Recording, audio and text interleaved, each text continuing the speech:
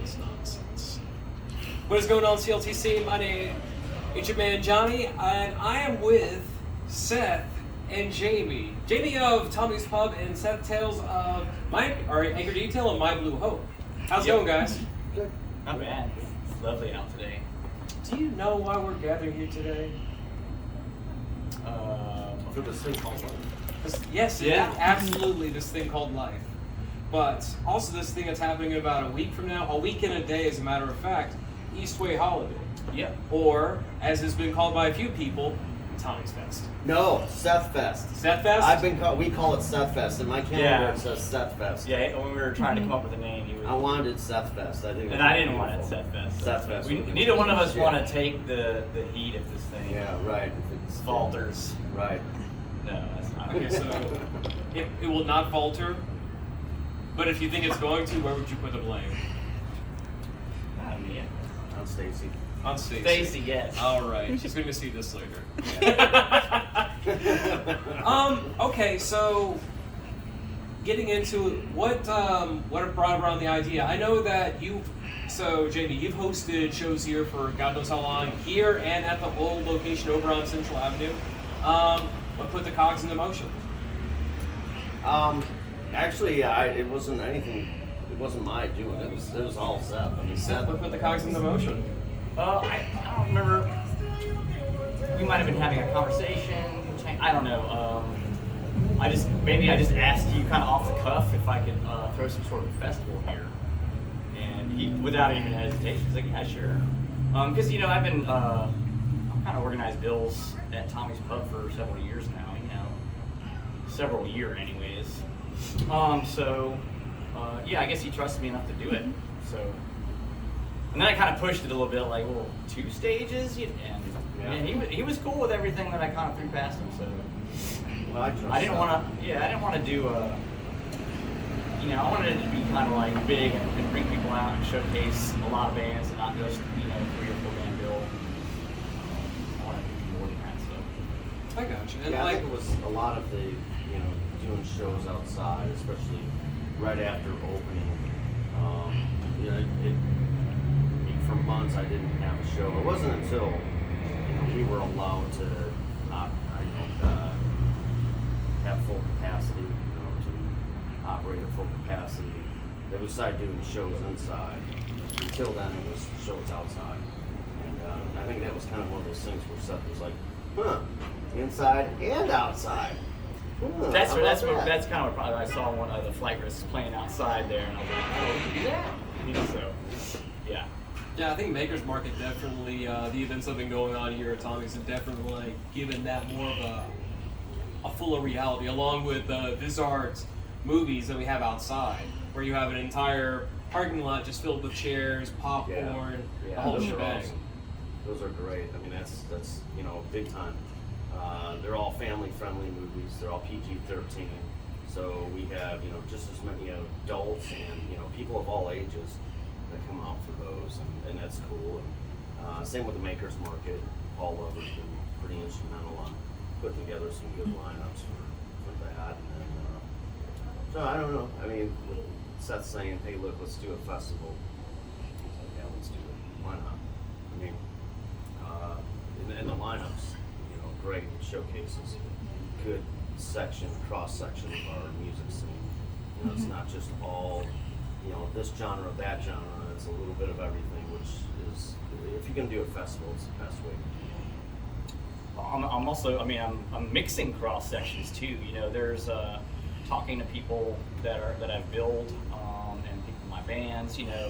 There's all these bands except for 2 are from the area, and some of these bands aren't even aware of others. Like, I'm gonna name names, but one of my bandmates had never even heard of Amigo, and I'm like, really?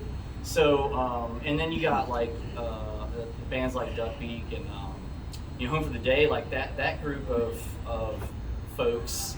I didn't even know, I wasn't even aware of a lot of those bands before I was in My Blue Hope. Aaron knows totally different people than I've been associating with, which maybe is more like the kind of older crowd and that kind of thing. So,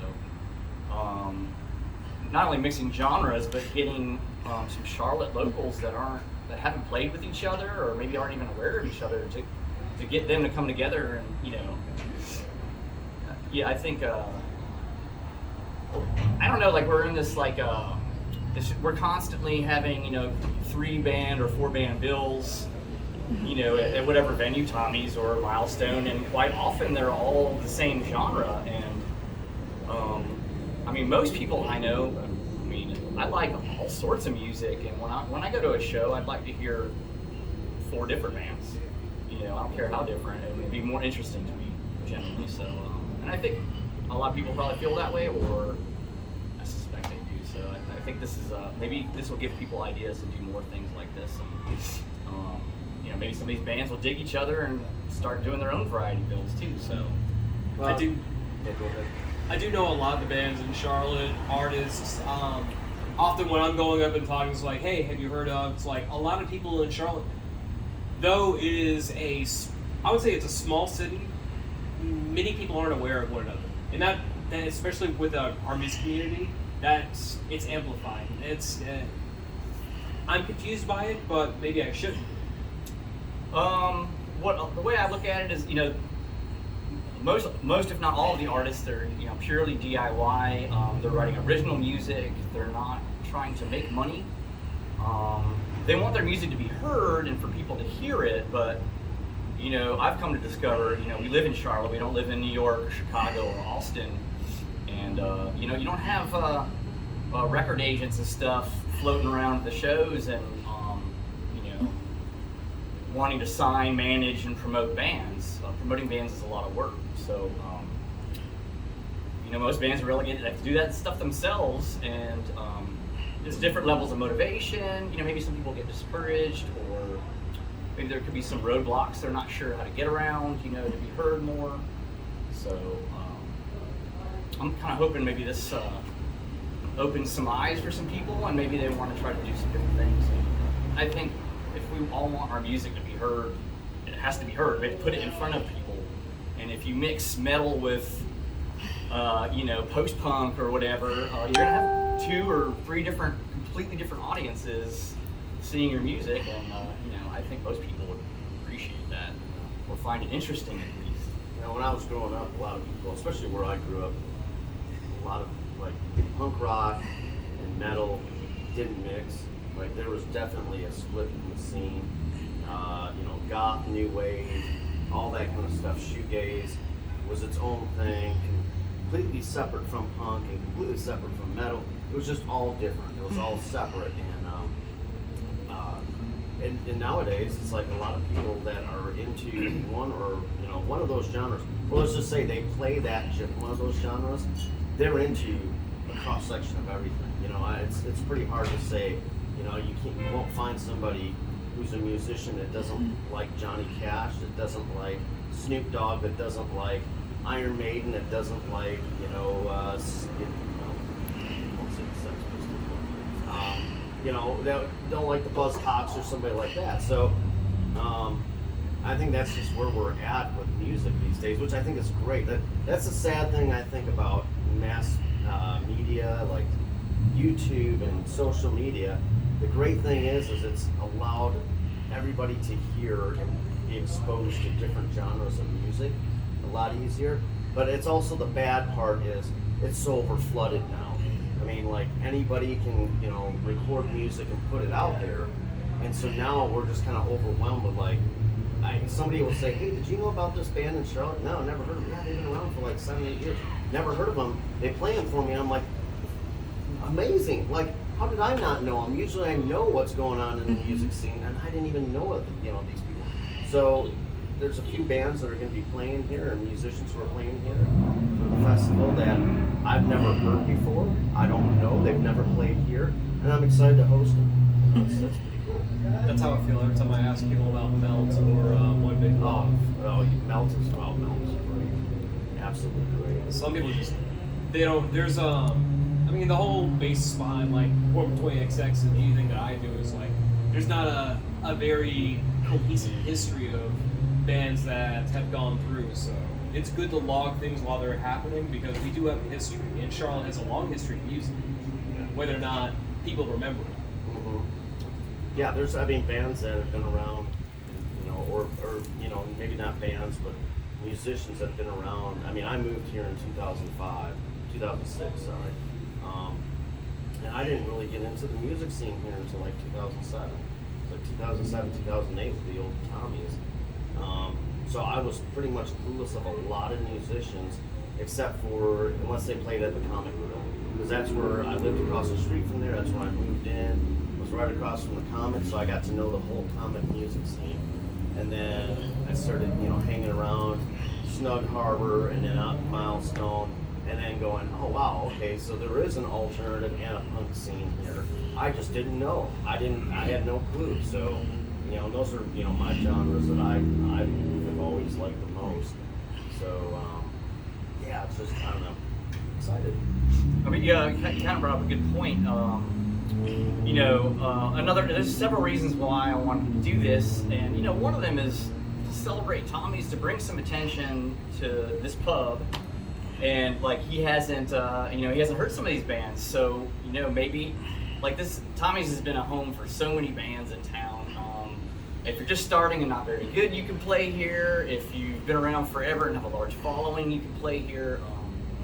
It's just really welcoming, and he's just, you know, Jamie's done a lot he's done a lot for my bands, and I know he's done a lot for everybody else. So to, you know, have him as part of the whole networking process that I envision is critical, I think, because you know, there aren't too many people in this town that will stick their neck out for newer artists, and you know, Jamie's top of that list for sure. So yeah. I mean, yeah, actually, being that though, you know, that being said, it's like, yeah, that's true, but a lot of it kind of fell in my lap, and it was kind of one of those situations where back in, you know, 15 years ago or whatever it was, I started booking shows, that people started, you know, hitting me up saying, hey, look, our band can't get in at, you know, venue this, X, Y, Z, whatever, would you take a chance on me? And it's like, yeah, absolutely, I'll take a chance on booking you guys. You know what? Because Tommy's was kind of still unknown, even though it'd been around for decades. As far as the music scene that was going on at the time, it wasn't connected to the music scene. You know, it was one of those things where we started having an open mic there, and then people started saying, hey, can we book our band here to play? Like, I didn't know you guys have music here. Yeah, that's fine. Yeah, well, nobody really knows us. We may have 5 people come out. It's like, well, 5 people is better than no people. So go ahead, let's do it. Why not? You know? We're willing to host, and come. You know, I mean, so it's a mutual thing where it's like, yeah, that's, you know what, I appreciate, you know, getting credit for helping newer bands or giving them a platform to, you know, play from. But they've also, those same bands that I've given a chance to have helped me and Tommy's Pub and as a whole, you know, advance and be a part of the music scene. So it's a mutual thing. Yeah, absolutely. I was actually going to go into what is Tommy's Pub relation with the music scene, but you just answered that question. So we're going to skip that. So with you being the organizer and in 2 bands, how do you feel? I guess about that. I feel pretty good. I don't know. I think, you know, when I was putting the schedule together, you know, like, I'm pretty humble. I don't need to be at the top of the lineup. You know, if I want to, like, I love all these bands. Like, some of these bands I've been playing with for several years, and a lot of us are kind of coming into this moment where we're releasing, you know, full records and music videos and that kind of thing. So, where I was going with that? Booking your bands. Oh yeah, both my bands. Okay, Yeah. so you know, but also like I had to take into account like followers and body of work and that kind of thing, and you know, I just tried to be fair with the billing, and I ended up putting Anchor Detail outside and my Blue Hub inside. That way, you know, I don't know why I did that. Maybe it was just simplify things with my band. Okay, you know, I've been looking at the poster for a minute. So Amigo, Wilma, Hold Fire, My Blue Hope, Something Went Wrong, Hey Richard, Storm Chaser, Yeah, Storm Watchers. Who I love, like Celeste and Yeah. Celeste, forgive me. Oh, God. Mercury Dimes and Betty White Blanco are also going to be outside. Yeah. And As then well the as, other side of the bill is going to be inside. Yes. No, I don't think the that one's a poster's mix. designed like that. It's No, just that mixed. one's a mix. That one's Oh, a mix. okay. They're do combined. Seth made an inside and outside poster, which I will be hanging up. I just didn't get a chance to do it yet today. Casey Marie made that. Casey. Oh, yes. And also, TC Costello, who is, he's played in Charlotte, especially at Tommy's Club for years. He currently resides in Spain, and he's here visiting family in Spartanburg. I think it's Spartanburg is where he's from. But he's here visiting family, and his visa's about ready to expire, so they're like, okay, you're gonna have to go back to Spain. So he's like, before I go back, I want to play one more time. So he hit me up, and it just happened to be the 24th, and I said, well, guess what? We have, this festival going on. So now we have 17 acts. Yeah. So I said, if Seth says it's okay, absolutely. So he's going to start the whole thing off outside. I said it's okay. He asked me if his buddy could play on the festival at his bar. I was like, yes, of course. Well, It is your bar. You literally make the rules. Yeah, but you know what? I may make the rules, but I don't. It's like, but it's not my lineup, and it's not. He's the one that's got to do the. Deal with the time constraints and the scheduling. So that's a headache on him. I'm not going to just say, here, I'm going to throw this and this and this on there. Good luck with it. Hope it works out. No, it's like I want to make sure, because if he would have said, man, I don't know, because we're really going to be pushing it for time, TC would have been cool about it. He would have been like, oh no, that's cool. I just thought I'd try. It's just, but that's how we are. It's all laid back. It's like, whether you play or you don't, it's all about being laid back and let's just have a good time. Let's enjoy it. Let's learn from each other, have fun, enjoy each other's company, each other's music. I think that's just the kind of the whole point of it too. Especially after, what we went through in the last year and a half with COVID. That's another big part of it is we're allowed to do this. We're allowed to come together now. The pandemic is there's still one going on, but, I think we're starting to settle out of it and At least learn how to manage it. at least learn how to manage it, and yes, exactly. So if you're not vaccinated, get fucking vaccinated.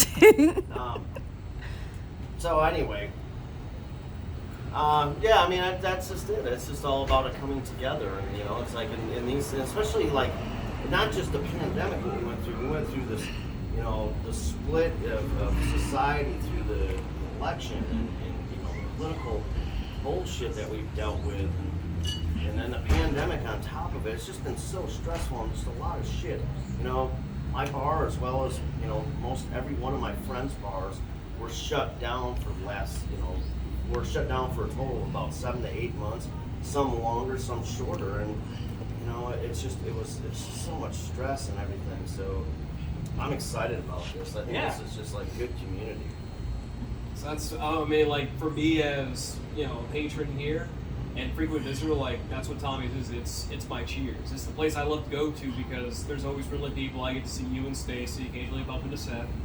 Yeah. But just like, it's a small friendly community that I know that it's cool to go to, and if I'm having a rough time, hey, I can come by and chill. Yeah. You know what we've done in the past too, Tommy's was fortunate enough to be involved with events, co-hosted by other bars as well. We did the gathering at a bar. Here on John Blank on the name of it. Oh yeah, that was a couple years ago, 3 years ago. No, it was not this past summer, but summer of 2020. We had the event at a bar on their rooftop, and all the proceeds went to us, to Hattie's, Bari, and it was up on the rooftop, and it was awesome. And so we've done other events like that in past years, where eventually I'd like to maybe next summer, or even maybe over the winter, since winters are a little bit slower. Us and Milestone and Skylark and Snug and Hattie's and whoever else that wants to jump in, we all come together and like we just have like a 3 or 4 day festival. 5 stages. 5 stages, yes, Jeez, 5 that would stages. be dope. But I mean, it'd be kind of cool because we've done it where it's like, okay, from this time to this time at this bar, these bands are playing, and then later on that day at this bar, these bands are playing, and then the next day, these bands are playing, and that next night, and then it would go on for like 3 or 4 days, and I'd love to see that happen again. And I think we can do that now that we're coming out of the pandemic. I think we can put something like that together. I mean, pretty cool. A lot of people are ready. Yep. Yeah, I think. I think there's definitely a lot going on that's going to move forward with it. Not only Eastway Holiday, but you also have the Terrence birthday going on over at Snug next weekend. You have Welcome to the Family Fest with All Talks Podcast happening at the Milestone. Like, people are all of the festivals that would usually go on are happening, and it's like a test pilot of like, can we get this going again? So I think that's actually I mean, if you guys have done that before, I've never heard of it. Yeah. Like there seems to be like, the pandemic is serious and people are getting sick and dying, but the vast majority of people I know have been vaccinated. They got the memo, they listened, and if they go to a place where the owner requires it, they wear a mask inside. We're gonna require people wear masks inside here.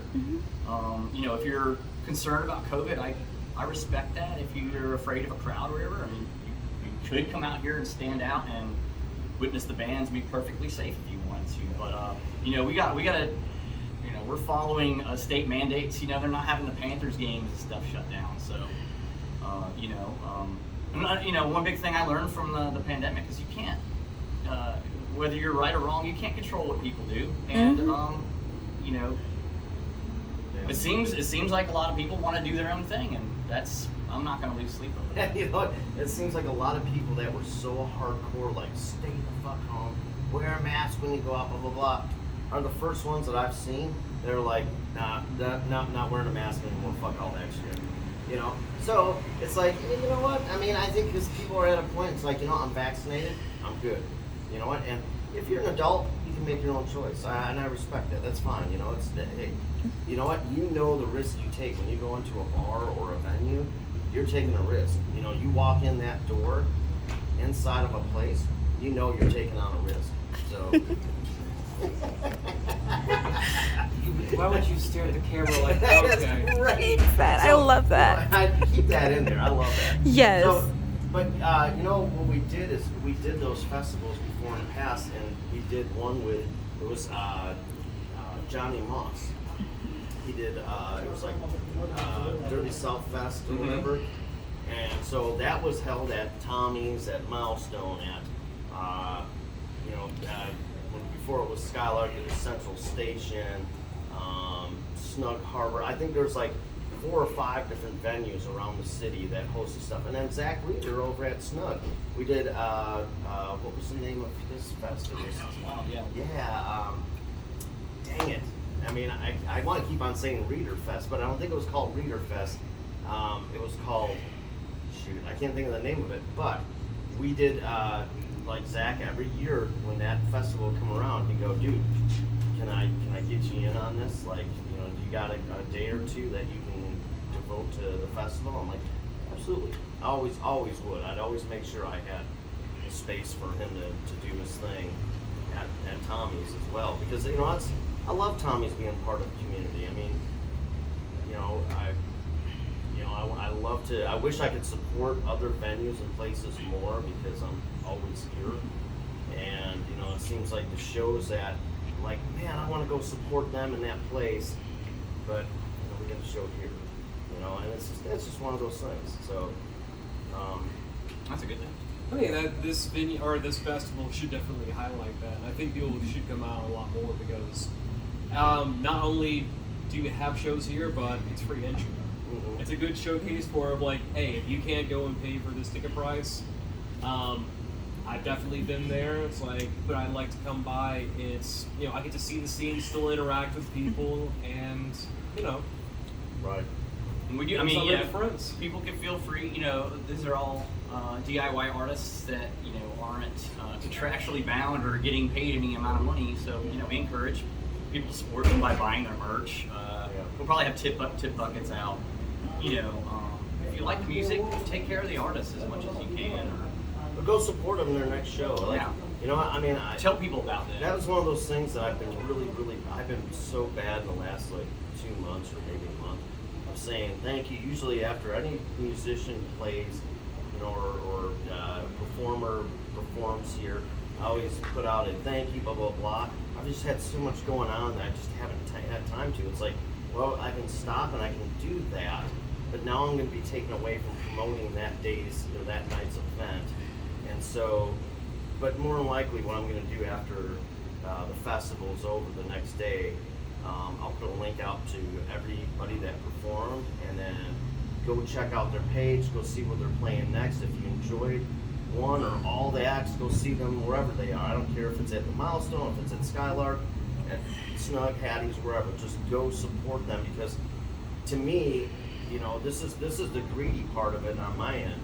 The more people that go out to these other places to go support these musicians, or they go out and check them out, then if they really like them, the next time they come through here, chances are they're going to roll back over here and see them again here. So for a free show at Tommy's. For a free show at Tommy's, right? Exactly. Well, it is. It's good business. It's good business, but it's one of those things. But that's what keeps this whole thing alive. Is what I know, some people don't understand how music industry stuff works, especially on our level, and I don't believe in. I'm not a competitor to, Skylark or Milestone or any of the other places in this town.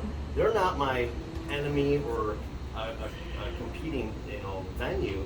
No, we share a lot of the same bands. And one thing I want them to have a good turnout over there when those bands play, because when, bands X, Y, and Z come back over here, hopefully those people are going to be like, yeah, we saw them over at Snug, and they're playing at Tommy's, let's go check them out over there. Because that's what keeps this thing alive, that's what keeps it going. Not one venue can support a whole music scene. It's a community thing. It's all of us. We all have to be involved in it. Support the venues as well. Yeah, Absolutely. Support the scene. Buy some booze if you don't drink. Booze, coffee, Goodfellas mug. Sometimes tea. So I appreciate you guys for coming to the interview. I'm looking forward to Eastway Holiday. We'll be covering it over at 20XX, so definitely look forward to that. But where can people find your pages and your social media? Well, I just want to say thank you. I appreciate what you're doing with all the local coverage and stuff. It's important. I think hopefully, maybe I inspire people to put together more variety bills, and you inspire people to cover more bands and get the word out more. I really appreciate it. I would love more coverage of, even if it's not me or whatever I do, I want more people to cover the scene. But we have a lot of outlets out here. Everyone does their part. I'm just doing mine. I just wish you would have named it 2XXX, because I think it would sound sexy. No, I can't do that. People will look at me weird. You have like a side. Do it. Do it. No, I'm not going to do it. Yes. Okay, so where can people find your social media for your bands? AnchorDetail.com. My Blue Hope doesn't have a proper website, but we are our newest single, Night Thoughts, is on every major streaming platform, including Spotify. Yep. Spotify, exactly, it is. Yep, on Spotify. Anchor Detail just released a new single called Machines with an accompanying video by Adam Rodriguez. Any bands need a video done? Call that dude. No, that video is great. It is absolutely great. The song is great. Yeah. And love those guys right there. Oh, these guys! I forgot. I'm wearing. Yes. The shirt. I'm wearing the shirt. And that's an old school shirt. I love this shirt. I do too. I love mine too. I still have mine, and I love it. I should also add that 98.5 FM Rock Hill has been playing all the bands. I really appreciate Jack Anthony over there. That's really cool. I don't know if a lot of people in Charlotte realize that. Like a lot of our local bands have been played on prime time on Saturday nights on that station. But give a shout out to our mates in Newcastle, the Jordies over there. Oh yeah, Stephen and EGH Radio, also who was helping to promote this fest and playing some bands too. Yeah, they're awesome. I love them. Yep. And what about Tommy's Pub?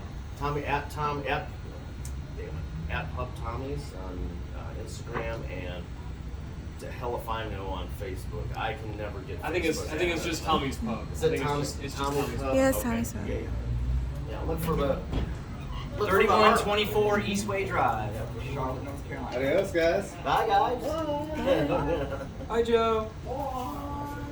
Keep that in there. Oh, absolutely. It's a friendly thing. It is our family neighborhood. Yeah, well, Photographers and friends. Like family. I call it, even though I'm not a Cubs fan, but back in Chicago, with the Cubs, you have the friendly confines of Wrigley Field, and that's what I've for years called Tommy's Pub. We're the friendly confines of the Charlotte Music Center. You're kind of like Billy Goat's Yes. Tavern. You sell cheeseburgers. Billy Goat's Tavern, yeah, no shit. I'm hungry. Hush. Thank you guys for watching. Definitely look forward to more coming in for interviews for 20XX. We'll be continuing the coverage here. Thanks for coming and stopping by.